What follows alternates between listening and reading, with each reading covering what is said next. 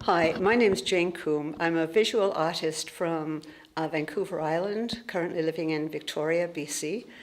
And I had this idea about creating something on the Blue Bridge, and the catalyst for it was I took a class at the Vancouver Island School of Art. It was given by a teacher from the Bauhaus in Germany, and I've always been a big fan of the Bauhaus. And she said the best way to get into painting is to really try and understand the atmosphere.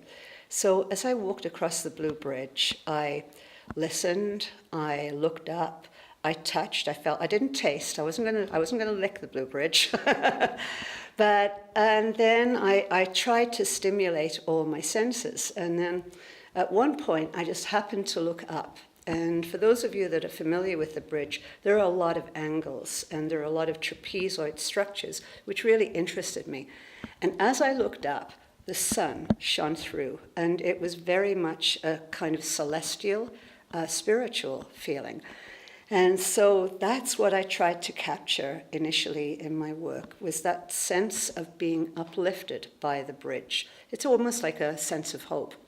And so a lot of the earlier drawings are drawn looking up rather than looking down, because I didn't want to look at the water underneath. And so then it grew, and I collected a fair amount of rust from the bridge with permission, and also I was able to scrape off some of the blue paint. So I incorporated the rust into my first drawing, Blue Sky.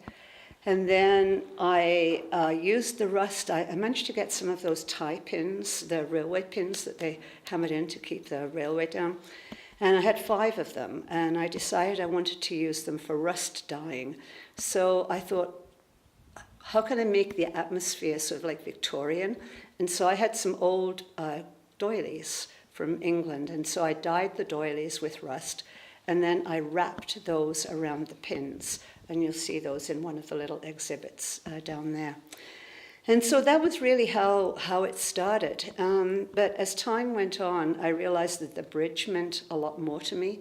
I'm from the industrial northeast of England, and I actually grew up right by the iron and steel works. And a friend of mine recently said, iron is embedded into your bones. And I thought, wow, maybe that's what it is.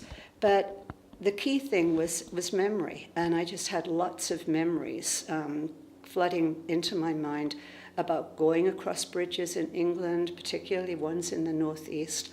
And then I kept thinking about family and connecting and all the things that bridges do.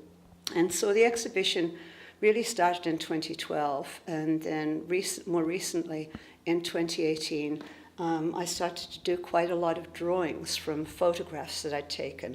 But they're always drawings going into the bridge. There's nothing really looking away from the bridge. So it's like going to a new connection. One of the key things is that I lost my hearing when I was about 30 years old. And one of the aspects of the bridge was the sound of traffic going across the bridge. So I didn't record it with my iPhone. I just recorded the sounds in my mind. And so some of the paintings are actually sound drawings. It's the sound as cars would go across the bridge. And so I did quite a few. I did 2 of those on black and white, and then there's more in the sanctuary. And in the sanctuary, these are the last 2 recent paintings that I did. One of them represents 1924, and then the other one represents 2018. In 1924, the bridge cost $918,000 to build. So I've represented that with a little grid, and each grid represents $100,000. When you get to 2018, there are 1,500 squares on the blue painting, and each one again represents 100,000, which is 146 million, or close to it. And for those paintings in particular, I used Yves Klein blue, which is a rabbit skin crystals that get melted, and then I added ultramarine cobalt blue to it, and I paint when it's warm. One of the reasons why I chose the Stairwell Gallery is I'd been to a number of exhibitions here that Cornelia van Voorst, who is the curator, had put on. And I was very impressed with the space. And because of the size of some of the paintings, I thought it would be really useful. And then it played a second role, is because some of the paintings are like sacred and spiritual, it just felt really right to have it in the Stairwell gallery. And so I approached Cornelia and asked her, and we met, and she said yes, and then the whole thing just grew from there. So it's very much an evolution. And so the church, one of the other aspects I like about the church is it's very community-oriented.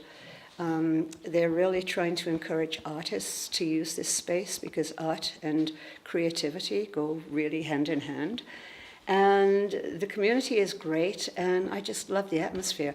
And particularly in the sanctuary, there are some beautiful stained glass windows by Mary Flyer. I believe that's the name of the artist. So to me, it just adds to the ambiance that I couldn't get in a commercial gallery.